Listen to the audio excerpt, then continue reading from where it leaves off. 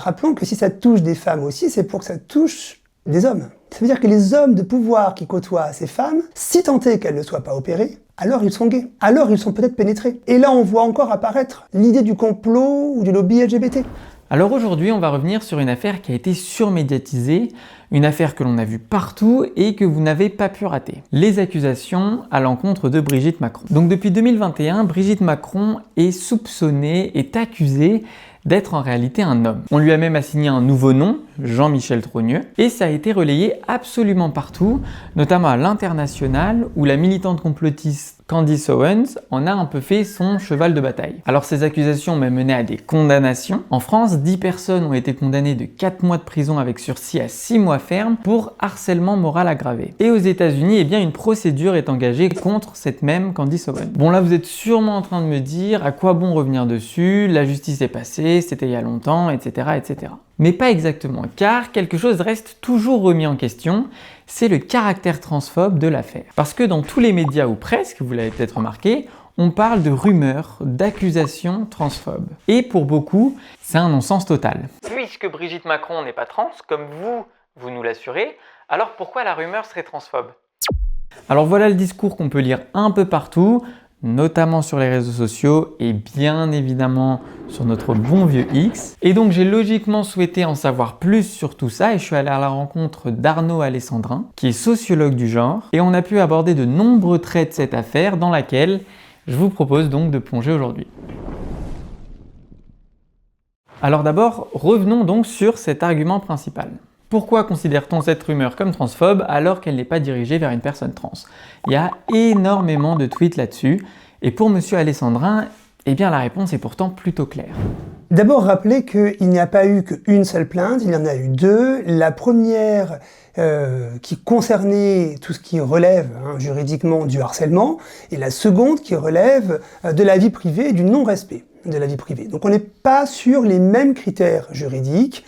Ce qui est intéressant, c'est que concernant notamment le harcèlement, on le connaît parfaitement quand il s'agit de harcèlement scolaire par exemple, ou de harcèlement professionnel. Il n'est pas besoin d'avoir l'identité du motif de harcèlement pour pouvoir porter plainte sur ce motif. Je m'explique concrètement, il n'est pas besoin d'être homosexuel pour vivre de l'homophobie. Et dans les cours de récréation, l'injure sale pédé touche bien sûr massivement les gays, mais elle touche aussi l'ensemble des garçons que l'on suspecte, par des traits, par des rumeurs, par des qu'en-dira-t-on, d'être homosexuels, notamment des garçons efféminés. On voit bien qu'on peut subir des injures, on peut subir du harcèlement, on peut subir des violences sans être le porteur, la porteuse de cette identité. Par conséquent, il n'est nullement besoin d'être trans pour vivre de la transphobie, même si, évidemment, statistiquement, l'immense, l'écrasante majorité des personnes qui vivent de la transphobie sont des personnes trans, d'un point de vue juridique. Donc, comme d'un point de vue expérientiel, il est tout à fait compréhensible qu'on puisse porter plainte ou qu'on puisse interpréter le phénomène comme un phénomène transphobe, alors même que l'on n'est pas trans. Il y a une accusation inversée en fait qui disait que finalement c'est peut-être elle la transphobe parce que elle considère que c'est une insulte que d'être accusé de transphobe. Il y a eu une controverse médiatique autour de la défense de Brigitte Macron qui considérait d'une part qu'il y a eu harcèlement contre sa personne, d'autre part qui considérait que ce harcèlement avait un caractère transphobe du fait des accusations qui étaient portées contre elle. Ce qui est intéressant, c'est que la réception de cette démarche a été notamment par Louis Georgetin dans Libération, qualifiée de manière renversée, inversée, en effet miroir, comme une démarche transphobe, car elle considérait que être qualifié de trans était une stigmatisation. On entend bien la philosophie de cette tribune et de l'accusation de Louis Georgetin. Au demeurant, si je peux me permettre un petit regard décalé par rapport à cette tribune, il me semble que du moment où on utilise le mot de l'injure ou le caractère de l'injure pour harceler, pour diffamer ou pour discriminer, alors personne ne devrait être discriminé, diffamé sur le terme de cette injure. Par conséquent, y compris les personnes qui ne sont pas biographiquement concernées. Par conséquent, je comprends complètement et en dehors de toute avis politique, le fait que l'on puisse considérer que les attaques qui ont été profanées contre Madame Macron, que ce soit du harcèlement ou du non-respect de sa vie privée, relèvent du processus de la transphobie. D'ailleurs, tout ce qui concerne ces fameux transvestigateurs, transvestigatrices, s'ancre profondément dans de l'idéologie transphobe et paranoïaque, c'est-à-dire dans la théorie du complot.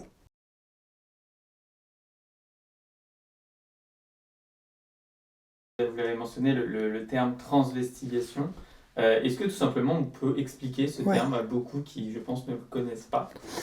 C'est vrai que durant cette période médiatique autour de ces procès, on a vu apparaître un terme plutôt nouveau, qu'on connaissait aux États-Unis, qu'on connaissait moins en France, qui est celui de la transvestigation, c'est-à-dire de l'investigation quasiment de l'enquête policière amatrice, pour vérifier qui est trans et qui ne l'est pas. Alors, déjà, en disant ça, on voit que d'un point de vue analytique, il se passe 2-3 choses. La première chose, c'est qu'il est autorisé d'avoir un regard suspect sur l'identité de genre de la personne. Et donc, en s'autorisant à mettre en suspicion l'identité de genre de la personne, des personnes trans, mais plus généralement de l'ensemble des personnes qui n'arborent pas les codes du genre attendus par la société, ou par l'éducation, ou par la culture, ou par la religion, on voit que c'est le phénomène d'opprobre qui va se poser sur ces personnes. Il est donc autorisé de les scruter, de les analyser, de les questionner, et si elles ne veulent pas répondre, de trouver des preuves que ce que l'on dit est bien vrai. Le régime de suspicion dont ce que subissent les personnes trans, notamment face à ces transvestigateurs, mais pas que, est quand même tout à fait caractéristique du statut d'amoindrissement de la citoyenneté que vont subir les personnes trans. Il est autorisé d'interroger, de questionner, de douter de ce que tu me dis, de douter de ta sincérité, de ton authenticité. La seconde chose qui me semble importante dans ce phénomène, c'est que si on doute de quelque chose que l'on nous cache, que le pouvoir nous cache, que des gens puissants nous cachent, qui viendraient de l'extérieur, qui viendraient parasiter ce qui serait essentiel, authentique, naturel, le genre bien sûr, mais allons plus loin, l'identité. La place des enfants. Et on voit dans ces transvestigateurs quelque chose de très congruent entre le doute sur la question trans, les propos transphobes dans les communautés, le complotisme de tout genre et l'utilisation de termes tels que wokiste ou théorie du genre. Donc il y a dans ce mot de transvestigation qui peut paraître drôle, anodin, quelque chose de beaucoup plus profond qui renvoie en réalité à la théorie du complot. Rajoutons à ça que même si toutes les personnes qui ont été traînées devant un tribunal, accusées par Brigitte Macron dans ces 2 procès, comprenaient aussi des femmes, les transvestigateurs sont souvent des hommes, ou, quand ce sont aussi des femmes, des personnes émanant de partis très conservateurs. Donc il y a quelque chose de politique à cette démarche, qui n'est pas simplement la révélation d'une vérité pour le bien d'une citoyenneté ou d'une démocratie. D'ailleurs, si la justice s'est prononcée sur la diffamation, qui n'a finalement pas été retenue, certaines associations estiment que la dimension transphobe du discours, elle, n'a jamais été discutée. Et pour la comprendre, on est donc obligé de nous attaquer aux raisons de ces accusations, qui ont donc pour grand thème le complotisme. Alors, peut-être 2 types de réponses à cette question. Pourquoi les transvestigateurs font-ils ce qu'ils font? La première réponse serait de considérer que c'est une manière de discréditer la personne, de la disqualifier, que de considérer qu'elle est trans et de, au fond, activer une rumeur. Deuxièmement, alors, d'abord, si on s'intéresse à ça, si on s'arrête sur ça, ça voudrait dire que ne sont disqualifiées que des personnes précises, qui ont du pouvoir, notamment politique, et on pourrait discuter de ça, parce que les transvestigations vont beaucoup plus loin sur, bien sûr, des gens qui ont du pouvoir, sinon c'est pas médiatisable, et sinon narcissiquement, ça ne touche pas les transvestigateurs de la même façon. Mais en tout cas, il n'y a pas que des enjeux politiques, il y a aussi des transvestigations sur des sportifs, des sportives, des chanteuses, et quand je dis des sportifs, en réalité, statistiquement, il n'y a que des femmes qui sont rendues suspectes de leur féminité. Deuxièmement, on peut considérer qu'il y a quelque chose de très connecté, de très innervé à la théorie du complot. Donc plus généralement, il me semble que ces transvestigateurs renvoient à l'idée qu'il y aurait quelque chose à découvrir, quelque chose à révéler.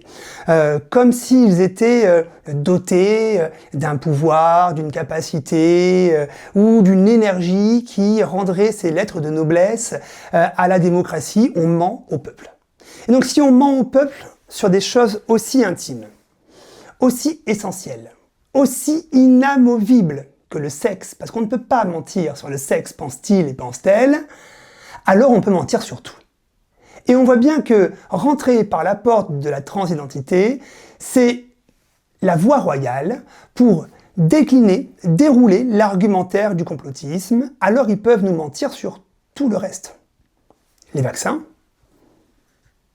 le capitalisme, l'environnement, le réchauffement climatique n'existe pas, ou bien également nous mentir sur les phénomènes d'influence, les féministes, les lobbies LGBT, et on voit que tout ce vocabulaire finit par être particulièrement cohérent, puisque quand il y a un complot, eh bien il s'agit de toute façon d'avoir un complot unique, cohérent, et tous les membres de ce complot finissent par se tenir la main.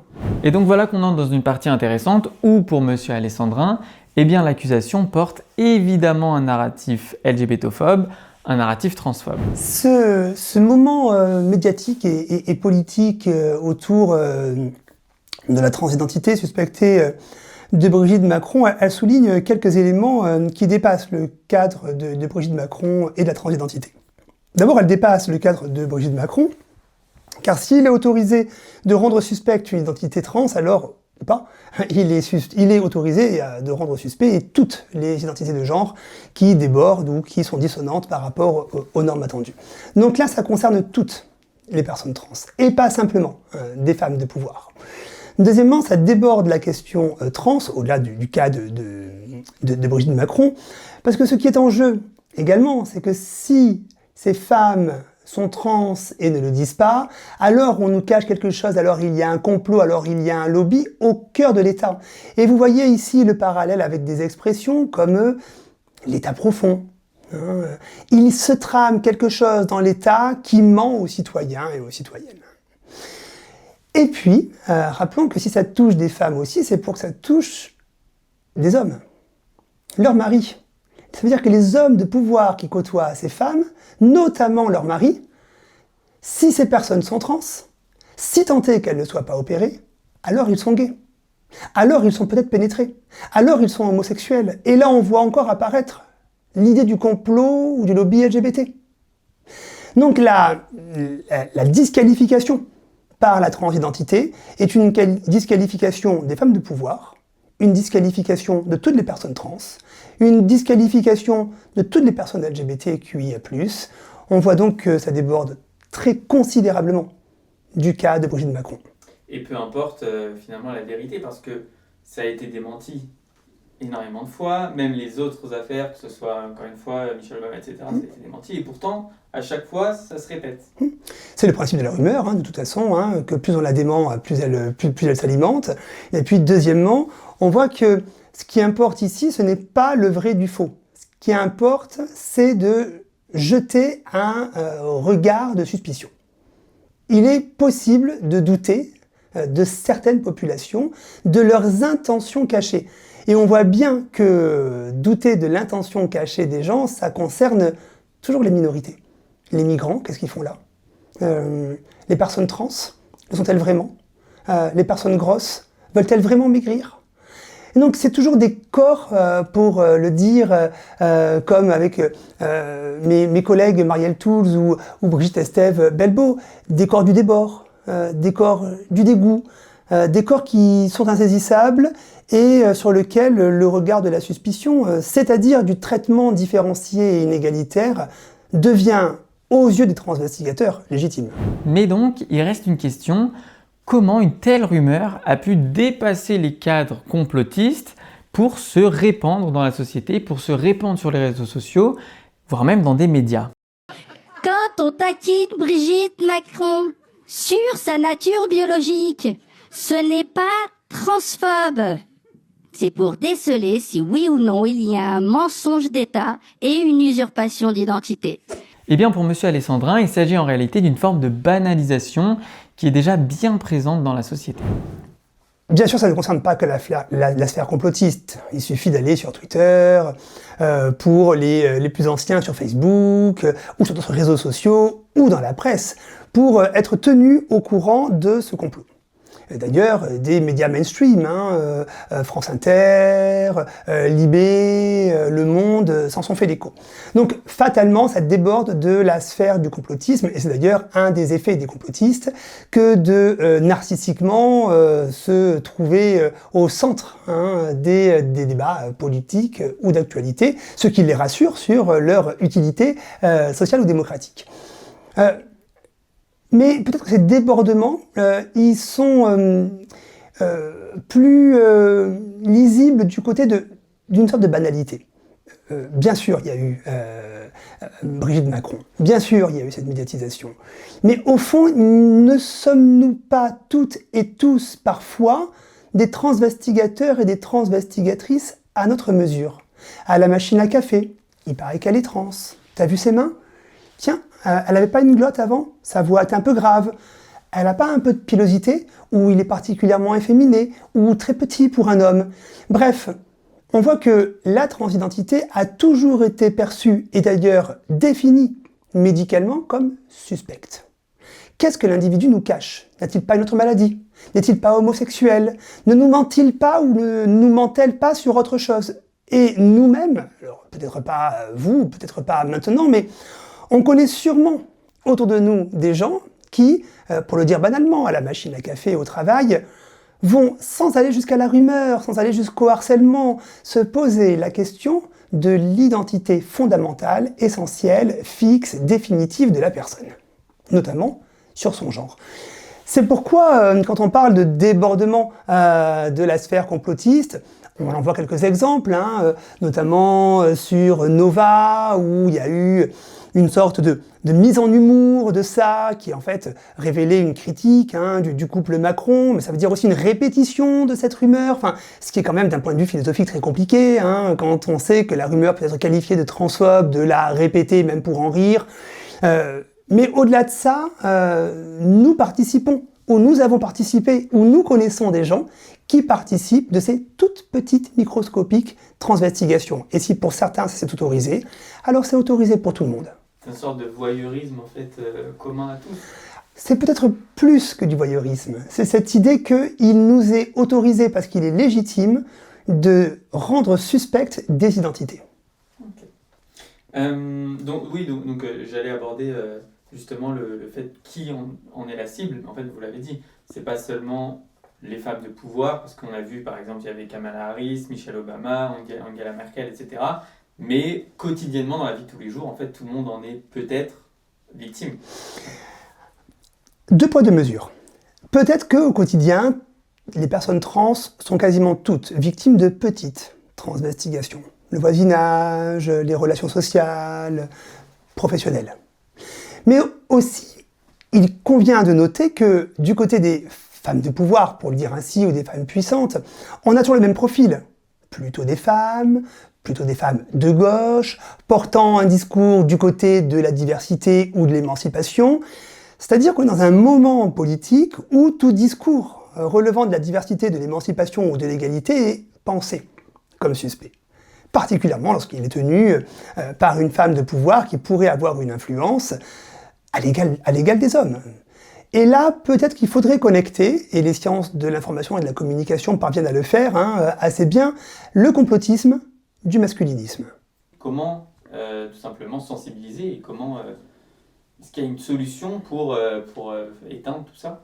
Ce qu'on peut dire, c'est qu'il y a une augmentation, et elle est mesurée, des propos et des disqualifications transphobes comme sexistes dans les médias et tout particulièrement dans la jeune génération, tout particulièrement sur les réseaux sociaux, tout particulièrement émanant des garçons. On voit donc bien que l'éducation à l'empathie, que l'éducation à la lutte contre les discriminations, que l'égalité, que la lutte contre le masculinisme et par conséquent contre le sexisme et contre les LGBT-phobies, doit être au cœur des préoccupations, ce qu'elle semble ne pas du tout être aujourd'hui. Merci beaucoup à Arnaud Alessandrin de m'avoir accueilli et son livre Sociologie des transidentités est disponible aux éditions Le Cavalier Bleu. J'espère que la vidéo vous aura plu et sur ce, je vous dis à la prochaine.